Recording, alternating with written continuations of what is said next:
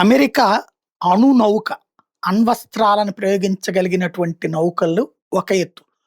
ఇప్పుడు ఈ nuclear powered ice breaker ఇప్పుడు రంగంలోకి దించింది.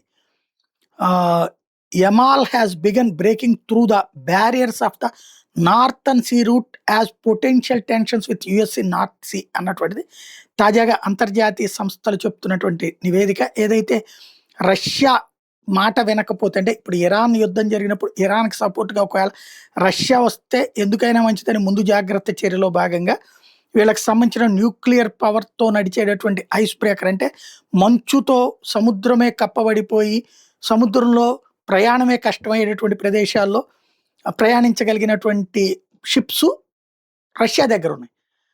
అలాంటి 1-2 షిప్పులు మాత్రం వీళ్ళ దగ్గర ఉన్నాయి, అమెరికా దగ్గర. అందులో ఐస్ బ్రేకర్ షిప్ అంటారనమాట. అది ఇప్పుడు నార్త్ సీలో వినియోగిస్తోంది.